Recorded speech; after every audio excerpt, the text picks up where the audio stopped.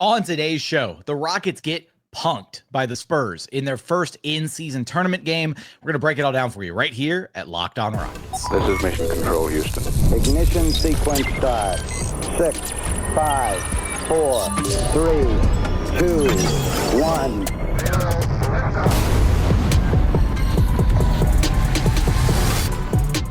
What is up, and welcome to another edition of Locked On Rockets, your daily podcast, home for everything Houston Rockets basketball. As always, I'm your host, Jackson Gatlin, native Houstonian and credentialed media member. I'm also the host of Locked On NBA Fridays. Be sure to follow along wherever you listen to your podcasts or on YouTube. Just search Locked On Rockets, where the best way you can help us grow our show is to listen every single day on a podcast platform of your choosing, and then like, comment, subscribe on YouTube. On today's show, we're breaking down the Rockets' 121-110 loss to the San Antonio Spurs in their first in-season tournament game from the group of death, Group C in the Western Conference. We're going to break down exactly what went wrong in this game, a few of the big difference makers in this one, and how the Spurs just kind of punked the Rockets and beat them at their own game, beating them on the glass, beating them on the second chance points department, beating him in the free throw shooting department. It was just kind of a mess. And frankly, the Rockets got outworked, out-hustled in this game. Kevin Durant with 8 turnovers in this one, really struggling with the double teams in this game. We'll talk about that a little bit, as well as the breakout performance from Sheppard offensively in this game, but really struggling on the defensive side of the ball in this one. First, I want to let you know that today's episode is brought to you by FanDuel. Right now, new customers can bet just $5. If your bet wins, you'll get $300 in bonus bets to use all across the app. Head to FanDuel.com to get started. And as always, thanks so much for making Locked On Rockets part of your day every single day, whether it's on your way to work, on your lunch break, in the gym. Thank you so much for being one of our amazing everydayers. Okay, let's start with, this game is frustrating because it felt like the Rockets should have been able to win this game, and it felt like they had a recipe that was working for them in the first half until they had one of the most awful closes to a first half that I can remember in recent memory. The Rockets were leading at one point by 11 in the first half. They were doing a great job. Victor Wembanyama was struggling. He was turning the ball over. They were using Josh Okogie at one point as a primary defender on Victor Wembanyama, and it was really frustrating him. And different guys were taking turns on Wemby, whether it was Okogie, whether it was Tari, Eason, Jabari Smith Jr., Alperen Sengun played some really solid man-to-man defense on Wemby, and they were really frustrating him in the first half of this game. And then in the final few minutes of the first half, they elected to go with the double big lineup, and they just started bleeding points. They started failing to box out successfully at the end of defensive possessions. Spurs were racking up the offensive rebounds. They were getting out and running in transition. It was a mess. And so what was an 11-point lead, a comfortable, good lead, evaporated and turned into a deficit at the end of the first half. And where the Rockets really bled a lot of their points to the Spurs in this game, one of their areas that has been one of their win conditions, one of the statistical categories that they have dominated other teams this season, is offensive rebounding. Now, the Rockets still offensive rebounded very well in this game. They had 17 offensive rebounds, but they had 17 offensive rebounds to the tune of 20 second chance points. So didn't do an amazing job of capitalizing on all their second chance opportunities. The Spurs, meanwhile, 15 offensive rebounds to the tune of 33 second chance points. I lost track of the number of times that the Spurs got an offensive rebound, flipped it out to the three-point line, and canned a three-pointer. Harrison Barnes had about 3 or 4 of them by himself. Now, here's the thing. It's a twofold problem here. One, the Rockets were abysmal when it came to defensive rebounding in this game. They did not close out defensive possession strong. They didn't, flat out. And some of that has to do with just hustle, heart, just do you want to go get the rebound? And some of it has to do with the Rockets not being in a good spot to get these rebounds because they're playing that zone defense so much. And the zone is so painful.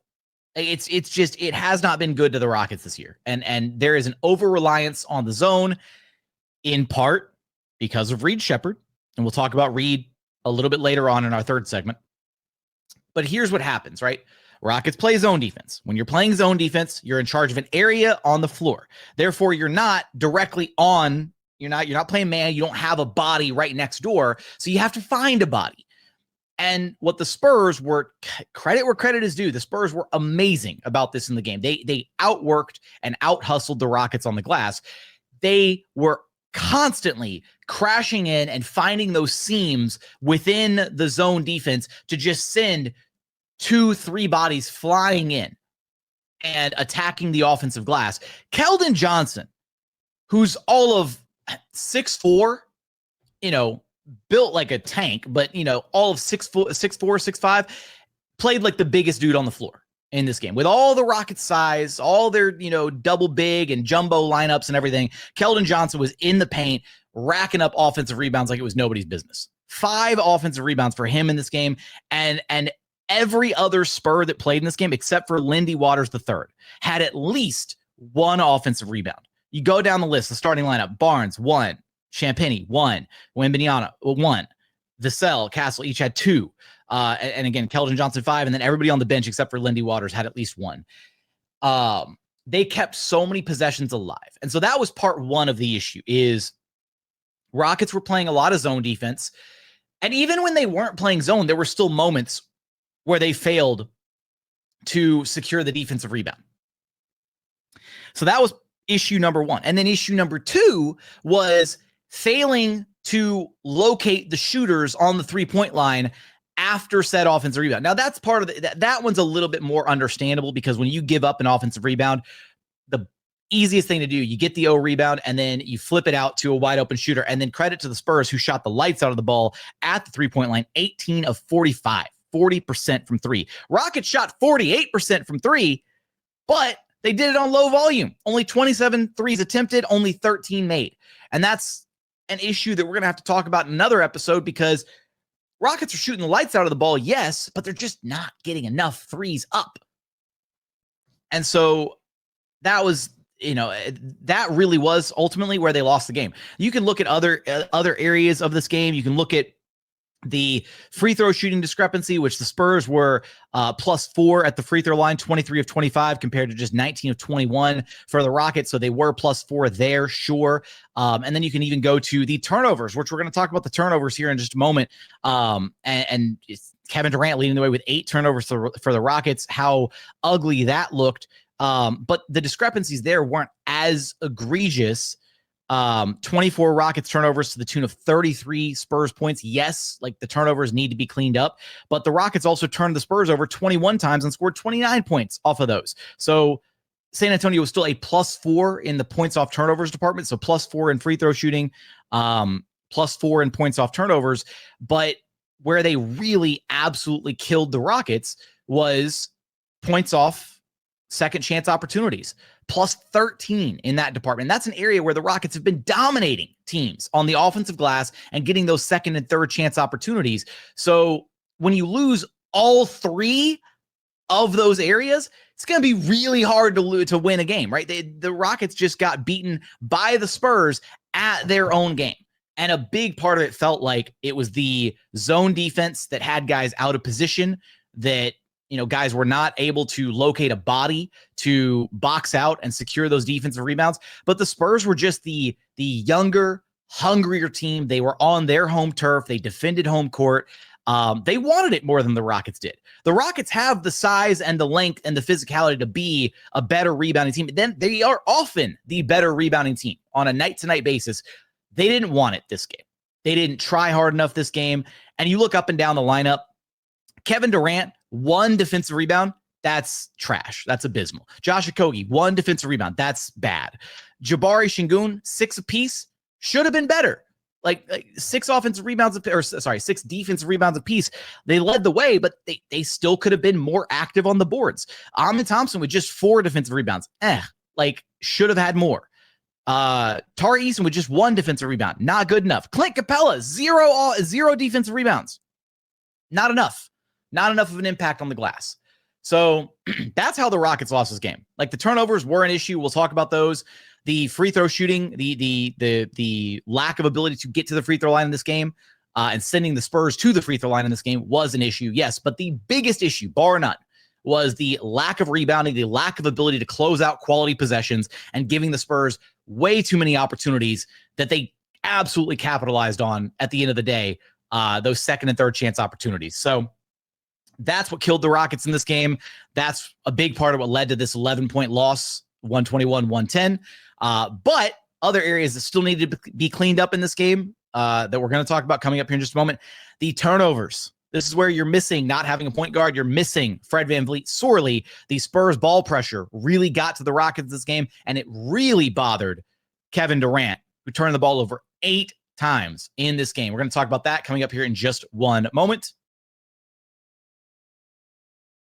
First, today's episode is brought to you by DoorDash. The NBA season is heating up, and DoorDash has found the perfect way to keep fans in their bag all season long. Whether you're watching for the highlights, your fantasy team, or just your favorite player, DoorDash makes every game night even better. DoorDash is the official on-demand delivery platform of the NBA, and they're celebrating with something called the Bag Drop. Every time an NBA player scores 50 in a game, DoorDash drops 50% off of your order with Dash Pass the very next day, and you're automatically entered for a chance to win the ultimate fan bag. We're talking player-inspired drip, exclusive gear, and stuff you'll actually want to get your hands on. So next time someone goes off for 50, use promo code NBA50 the next day to get 50% off on DoorDash with Dash Pass, plus your shot at the bag drop. Dash Pass members only 50% off up to $10 the day after a 50-point game with promo code. Terms apply. No purchase necessary. Ends April 13th. Open to U.S. residents 21 or older. Visit DoorDashInYourBag.com for full details. DoorDash in your bag all season long.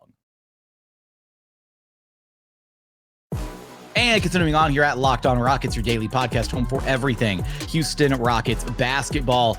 Let's talk about these turnovers for the Rockets, because it was not a pretty affair. 24 turnovers as a team, 8 of them, 1/3 of those turnovers belonging to one Kevin Durant. And this was a rough night again for KD, and he's had a few rough games, in particularly against some of the upper echelon competition, right? Specifically, right, the Thunder and this Spurs team, two of the better defensive teams in the association, two of the teams that provide an immense amount of ball pressure. And this is going to be an issue that the Rockets are going to have to try and find a way to resolve if they want a shot at a deep postseason run this season, right? And this is where you're like, well, damn, if they had Fred VanVleet, things would look drastically different. Maybe the ceiling wouldn't be as high on this team. Maybe the offensive rating wouldn't be number 1 in the NBA when things look good, when they're playing so heavily through Alperen Sengun and running shin hub offense and you know, Alp and Amen sharing the basketball, distributing, breaking down the defense. But when you have a team that is pressuring as much as the Spurs were doing, like the Rockets were struggling to just get the ball across the damn half court line in this game for stretches, right? Because of the immense amount of on-ball pressure from guys like Steph Castle, who are, you know, just the Spurs have a lot of great point of attack defenders up and down the roster. But where a lot of KD's turnovers came from in this game were the double teams that San Antonio was sending his way. And this is it's a multifaceted issue, because it's not just KD. It's also not just the guys that are on the floor. It's also not just it's also not just about the 5 guys on the floor. It's also about Ime Udoka. It's about coaching. It's about lineups. It's about what he's putting out there on the floor. And where it felt like some of the issues started in this game, right, is the Rockets do need KD to be able to run offense for stretches of the game, right? And everything can't go through Alperen Sengun, and he needs time where he's sitting on the bench, right? And so generally, the Rockets run a lot of their offense through Alperen Sengun when he's on the floor. But even there's stretches when Alp's on the floor where they do want the ball in KD's hands, and you want to run a little, you know, Alperen Sengun, Kevin Durant 2-man game. Like one of the first plays of the game that they ran was Alp KD 2-man game. It looked great. They ran a play later in the game that was a, you know, Alperen Sengun, Kevin Durant pick and roll, and KD sucked in the defense and lobbed the pass over the top to Alp, and he finished an and one lob over Victor Wembanyama. Like, that's hard to do. So there were still some moments that looked really good, but there's also far too many moments that look bad. And from what it seems like, you know, seeing, you know, some of the flock of KD stands that have come over to the Rockets fan base that have been following this team, you know, because of KD, right? One of the kind of consistent themes in talking about his play is KD's always been a little bit more turnover prone, right? That when the ball pressure amps up, he has some issues at times, distributing and making the right read, making the right move. And some of that is, are you holding onto the ball too long and waiting to see the play develop? And then, part of it is guys aren't moving without the basketball, right? Moving to those open seams within the defense to give KD an appropriate passing angle to be able to make the pass. And then some of it is just, pardon me, sorry, dealing with some congestion stuff. But part of it is also, wanting to make, I guess, the best or the right pass when sometimes you just need to get the ball out of your hands.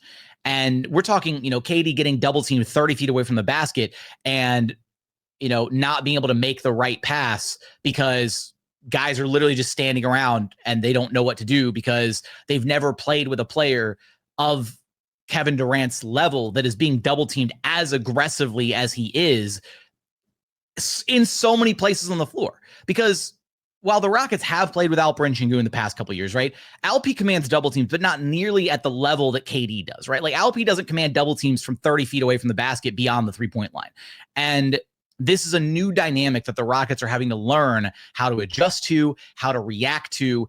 And it's rough right now, and it's frustrating right now in games like this where you're like, come on, just get rid of the ball, make something happen. But this is going to be an important kind of stepping stone for this Rockets team, because the reality is they don't have Fred VanVleet, right? They don't have a reliable, stable point guard that they can just put the ball in their hands and say, run the offense, take care of the ball, protect things, don't turn it over. They don't have that luxury on this roster. And maybe, a couple months from now, when some of the contracts become tradable and, Rafael Stone and the Rockets front office look at this roster and they say, we want to be able to make a postseason run. We don't think Fred VanVleet's coming back this season. We need a reliable veteran point guard that we can put in the game when Reed is struggling or when we need that ball security, whatever. Maybe they make a deal for one. But the reality is they don't have one right now. And so they have to be able to learn how to play without one. And a big part of that is going to be learning how to handle the ball pressure and the double teams that Kevin Durant ultimately commands on a night-to-night basis. Because right now, teams are flat out selling out to force the ball out of KD's hands, and it's leading to ugly turnovers, and it's leading to other guys needing to beat, or the Rockets' other guys, the other 3-4 guys on the floor needing to beat teams. And there's some games where it looks incredible, like the Mavericks game where KD he was a decoy all game, right? And it was great. And Thompson was able to feast, or I apologize, the Grizzlies game is a better example of that, where the Grizzlies just completely sold out on double teaming KD, and Thompson and Alperen Sengun were able to feast off of the attention that KD brought, the attention, the defensive attention that KD commanded. There we go. But they've got to be able to figure this out. And some of it is going to be maybe minimizing the amount of time that KD is just actually running the offense at the top of the key and finding other ways, other guys who can initiate sets and getting KD the ball in the spots that he really wants it, which is, coming off little curls and pin downs inside the arc or some DHOs right there on the 3-point line where he can immediately get into his dribble drive attack or making a move, as opposed to him being 30, 35 feet away from the basket, calling for, a high screen and roll and then getting double teamed that way, or teams just electing to send the second defender. And the reason that they're able to do some of that is because some of these lineups that the Rockets are running, when you have multiple non-shooters out there, if KD's one of your shooters, if KD is one of your shooters on the floor, and if you have 3 non-shooters on the floor in Thompson and, say, Steven Adams and Alperen Sengun, I know Sengun has been better this season shooting the ball, but on opposing team scouting reports, they're still treating him as a non-shooter. They're willingly leaving him at times on the 3-point line. Case in point, in this game, 1 of 6 3-point shooting, right? So until he does it for an extended period of time, teams are not going to treat him as an actual 3-point shooter, and they are willing to send 2 to the ball, force the ball out of KD's hands, and really muck things up offensively for the Rockets because of some of these lineups that Ime Udoka is running. The double big lineup has its benefits, and it can be really, really effective and be really good in certain situations, but it was not the move in this game. This game fell apart when Ime went to the Monstars jumbo lineup at the end of the first half. And then, despite how ugly things went at the end of the first half, he elected to still go back to the double big lineups at times in the second half and still ran way too much zone defense for as good as the Spurs were shooting. Like the book is out on the Rockets zone defense, and it'll work for a few possessions here and there, but you cannot just go to the zone for an extended period of time because teams are figuring out how to beat the Rockets zone defense, and they're figuring out the soft spots in the zone. They're figuring out that you can that you can crash the offensive glass and generate second and third chance opportunities. And Ime is going to have to figure something else out to allow this team to play at the level that they want to play at. They can play double big and play man-to-man with the double big lineup.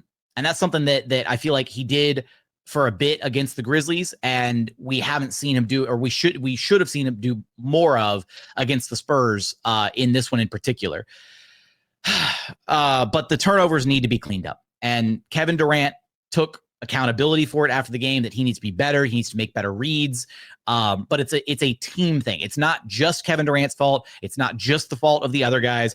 And it's not just the fault of the players, because it's also kind of Ime's fault for some of the lineups that he's putting out there that have very distinct weaknesses that are allowing teams to be this aggressive on ball and forcing some of these turnovers. So it's kind of a multifaceted issue that the Rockets are going to have to look at film and address and figure out going forward.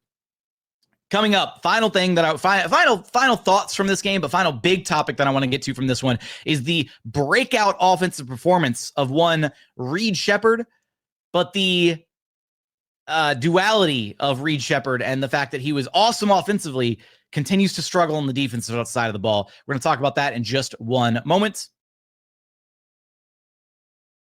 First, today's episode is brought to you by FanDuel. The NBA is back, and there's no better place to get in on the action than FanDuel, the official sports betting partner of the NBA. Even if you missed the start of the game or want to ride the hot hand, FanDuel has live bets on everything from who's going to score next to fourth quarter comebacks. Plus, you can even combine your live bets into a same-game parlay for a shot at a bigger payout. It keeps every game exciting, especially when your team's making that late push. Head on over to FanDuel.com, and you can take a look at the odds-on favorites to win the title this season in the NBA. The Thunder still the favorites at plus 200. Nuggets and Cavs both sitting at plus 700. The Knicks plus 1,300. The Lakers plus 1,400. And right there, your Houston Rockets plus 1,700. So for all those odds and so much more, head on over to FanDuel.com, where they are giving new customers $300 in bonus bets when your first $5 bet wins. Again, go to FanDuel.com to sign up and play your game with FanDuel, the official sports betting partner of the NBA. Today's episode is also brought to you by Prize Picks. You and I make decisions every single day, but on Prize Picks, being right can actually get you paid. Don't miss any of the excitement of this season, whether you're following the NFL, NBA, or both. There's no better time to jump in on the action. If you haven't tried it yet, Prize Picks is the simplest way to play. Just pick more or less on at least 2 player stats, and if you get them right, you win. It takes less than 60 seconds to make your lineup, and you can play anywhere that Prize Picks operates, including California, Georgia, and Texas. This season, every night the Rockets play, I'm taking a look at Prize Picks. I'm looking at some of the lineups, the demons and goblins, and trying to figure out where I can get a win. Alperen Sengun, the points, rebounds, assists, hitting more on that has been really successful this season. I've been going less on some of KD's points totals, unfortunately, this season. I'd like to see that change up a little bit, but you can check it out yourself. Download the PrizePicks app today. Use code LOCKEDONNBA to get $50 in lineups after you play your first $5 lineup. That's code LOCKEDONNBA for $50 in lineups after your first $5 lineup. PrizePicks, where it's good to be right. And final segment here at Locked On Rockets, your daily podcast, home for everything Houston Rockets basketball. All right, let's talk a little Reed Sheppard here. And I've got like 1 or 2 other thoughts that I want to share from this game as well. But this was a really encouraging performance from Reed Sheppard, offensively at least. It was an offensive breakout performance, and I'd go so far as to argue the best offensive game Reed Sheppard's played in his career to date. I know there have been a couple games here and there where he's had like bigger, I guess, statistical performances, but just given the stakes of this game, the level of competition in this game, his role for the Rockets in this game, I thought he was phenomenal on the offensive side of things. 16 points on 6 of 10 shooting. He was 4 of 7 from downtown, 6 assists, and only 1 turnover. He played about as flawless a game as you could hope for a backup guard to play. Hell, he played like a starting level guard, and that's why Ime Udoka elected to have Reed Sheppard out there for so much of the game by necessity, because he was great offensively in this one, and that'll lead into some of the issues that we've already kind of covered and talked about with the zone and all that stuff and the defensive side of things for Reed, because offensively he was great. Hell, he had one play in this one of his passes running that pick and roll with Steven Adams, where he forced Victor Wembanyama to commit, acted like he was going to pull up for the mid-range jumper. And once Wemby, hard committed, like he was going to come over and swat the hell out of Reed Sheppard, he really sold it and then got the perfect little pocket pass over to Steven Adams, who was able to go up, elevate, finish through contact as Wemby was trying to recover and get back into the play to block Steve-O, and made the basket, got to the free throw line, got the and one. Like, it was just a perfectly run little pick and roll. And right now, Reed Sheppard is the only guy on the Rockets roster that can run a really effective pick and roll and hit that little pocket pass. Like, it's unfortunate, but Amin Thompson can't do that consistently yet. And nobody else in the Rockets, maybe JD Davison can do it, but we haven't seen enough of JD Davison yet to know if he can do it. So Reed's play in this one, the aggressiveness, the 3-point shooting, all of it, it was fantastic to see on offense. And I do think that the benefits and the encouragement of what we've seen offensively from him in this game is going to outweigh any of the negatives in the grand scheme of things. But it doesn't change the fact that defensively, Reed still leaves a lot to be desired right now. He is flat out a defensive liability at this stage in his career. It's unfortunate, but it's the truth.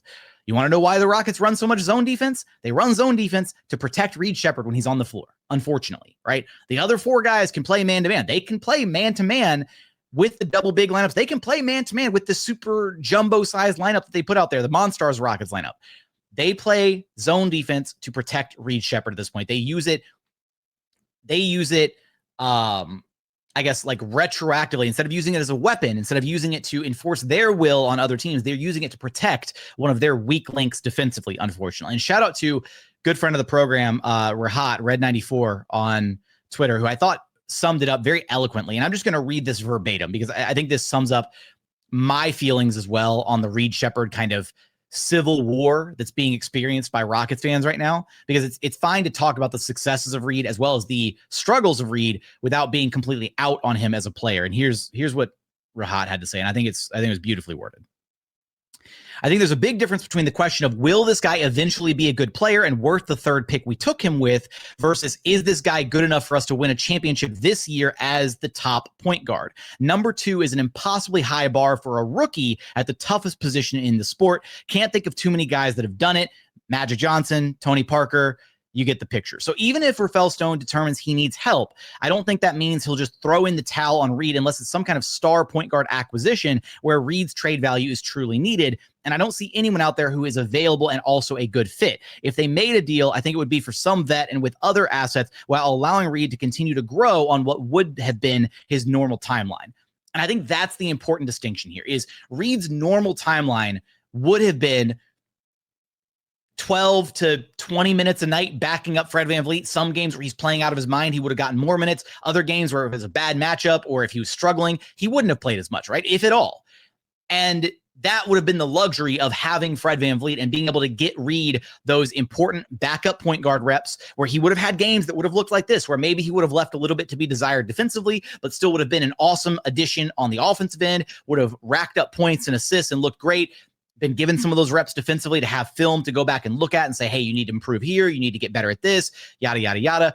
But they would have still had the steadying hand of Fred VanVleet to rely on for 75% of the game, 80% of the game. Instead of now, you don't have that. So when you're getting the awesome point guard play from Reed Sheppard, who was by far the best primary ball handler, the best point guard the Rockets had in this game against the Spurs, but you're also having to live with the downsides and the detrimental stuff defensively.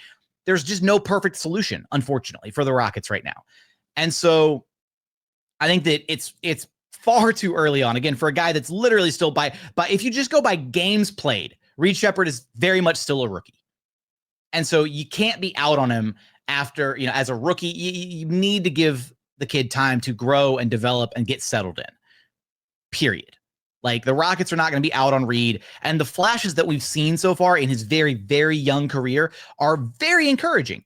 And there are other players that are built similarly as Reed Sheppard, right? Like from a physical standpoint, from a height and strength standpoint, all of that are dogs on defense, right? Like, first name that I can think of is like a guy like Jose Alvarado, right? Who is built about the same size as Reed. And people think of Jose Alvarado as a great defender, right? Or at least a pesky defender, right? Not a defensive liability by any stretch of the imagination. some of it's just defensive awareness, right? There were multiple points in this game where Reed Sheppard just fell asleep ball watching and gave up backdoor cuts to the Spurs, specifically Steph Castle. And one of them was so egregious that like Reed was caught ball watching and Steph Castle got a wide open bucket off of it. And Alperen Sengun was so pissed that he like literally slammed the floor with both hands and yelled no, because he was so upset that Reed Sheppard made such a catastrophic mistake at such an important point in the game. And so that's going to happen, right? And there's points where like, I saw somebody say on social media that Ime Udoka tried to run one possession of man-to-man defense in this game with Reed Sheppard on the floor, and that Steph Castle crossed Reed into Siberia, and then Ime Udoka went back to the zone. That was hilarious, but it's also true. Like, that's the problem, is the Rockets are forced to play zone defense with Reed Sheppard out there, because when he's by himself, if Reed Sheppard's playing in man-to-man, he is a defensive liability. And so it's up to Ime Udoka to try to figure out where he can either hide Reed. At one point, they were playing zone, and they put Reed on the back line of the 2-3 zone. And I was like, wow, okay, Ime's getting really... I don't know if that was just because of like how they lined up from transition, or if that was like a mandate from Ime, like, Reed, get your ass to the back of that 2-3 zone so you don't have to be at the point of attack. I don't know. Rockets are going to have to find a way to get creative, because unfortunately, like, Reed's offensive production is at a place where it feels like he can be an impact contributor on that end, but not if he just gives it all back up on the defensive side of things. And for the Rockets, and for really any team to be a top level defense, a top 5, top 10 defense in the NBA, you can't have like a weak link in the chain. You can't have like a chink in the armor. Like you have to be able to have all 5 guys be reliable, like at least neutral level defenders, to be able to have that shell of a defense. And if you have a weak link, if you have a guy that is a defensive liability, teams are going to look to exploit that every single possession down. And so that's the unfortunate kind of duality of Reed Sheppard right now, is that offensively he's had some games where he's looked incredible, where he looks really, really good. And you can imagine a future where, as he grows and gets better, and the off-ball defensive awareness gets better, and he starts to understand different ways that he can be effective defensively, getting bigger and stronger, matching the physicality of other teams a little bit, moments like that, but unfortunately that's, a year, 2 years, 3 years down the line. And that does not match up with the Rockets' current timeline of wanting to win at the highest level, wanting to win a chip this season. So I don't envy Ime's job of having to both simultaneously develop Reed Sheppard for the future, but also wanting to be able to win games right now with the personnel that he has at his disposal. Because like there's not a single other player on the Rockets roster that can do what Reed Sheppard does offensively. That's the problem. He's the closest one-to-one comp for Fred VanVleet at the offensive end. But then defensively, he leaves so much to be desired that like you kind of have to try and take your lumps where you can, or try and, cover for him defensively. And maybe the Rockets could go back and look at some like old Steph Curry tape and see how the Warriors used to cover for Steph defensively, because like he's the other guy that I can think of who, for a chunk of his career, right? Steph Curry was, hidden on defense by the Warriors a lot. And Steph was at times a defensive liability until like kind of this latter, like the last, kind of 5 to 6 years or so, where he kind of got bigger and stronger and, is, less of a defensive liability than he used to be on that side of the floor. So maybe that's like, but Ime and the coaching staff are going to have to get creative, basically, to figure out what to do with Reed Sheppard, because they can't just not play Reed Sheppard. Like I see a lot of Rockets fans who are like, stop playing Reed. He's the they can't do that. They need a guy that can do what Reed Sheppard does offensively at times. They need a guy that can run some pick and roll and get some guys in some spots to be successful. Like you can't just insert Aaron Holiday, because Aaron Holiday doesn't run pick and roll the way Reed Sheppard does. He doesn't see the floor the way Reed Sheppard does. He can spot up from 3 and knock down some shots, but like at that point, you're better off just waiting for DFS to come back if you just want a spot up 3-and-D guy. Like, I don't know. It's a very frustrating dilemma for this Rockets team to be faced with this season, given the level of expectations coming in, and all of it kind of boils back down to, damn, if they just had Fred VanVleet healthy, like we wouldn't even be having this conversation right now.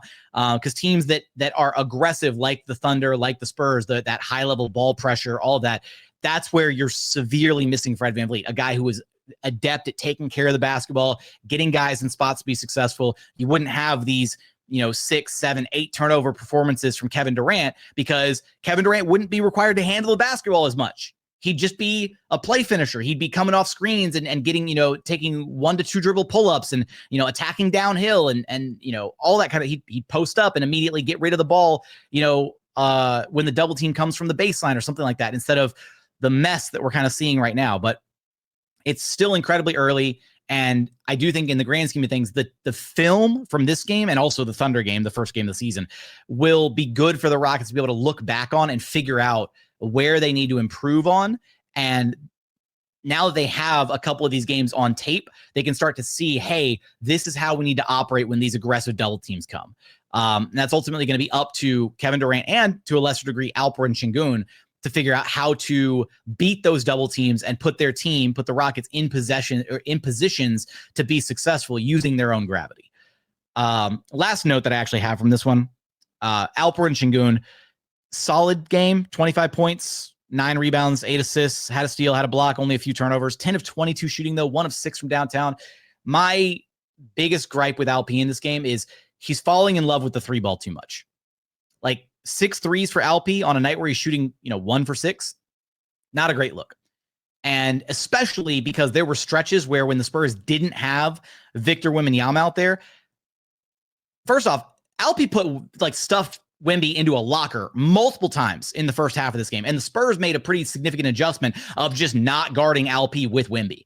And in fact, I think the Rockets let them off the hook by having a second big out there because it allowed Wemby to just guard Steven Adams down low. And that was a headache for Wemby, and wrestling with Steven Adams, for box out positioning is a lot and it's exhausting.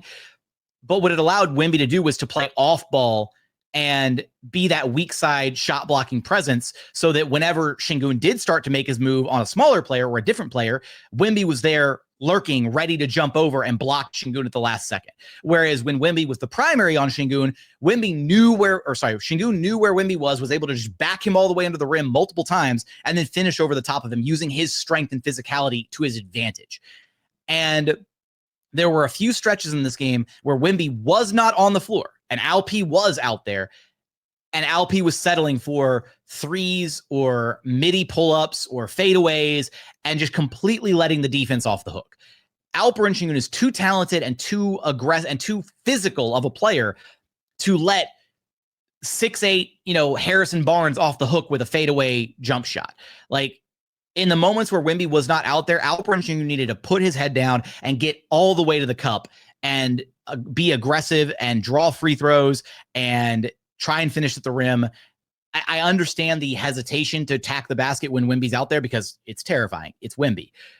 But the Rockets had plenty of time in this game without Wemby on the floor, given his foul trouble situation, as well as just his usual resting, to be able to attack the defense of the Spurs without that shot blocking presence out there. And they failed to capitalize in the non-Victor Wembanyama minutes. In fact, that's actually where they got hurt the most in the first half, was the non-Wemby minutes. At one point, Wemby was minus 16 in this game when the Rockets were playing with one big out there, and then they leaned too much into the double big lineups, and everything kind of came off the rails. So those are my thoughts from this game. I want your thoughts from this Rockets-Spurs in-season tournament matchup. How did you feel about things? What did you like? What did you dislike about this game?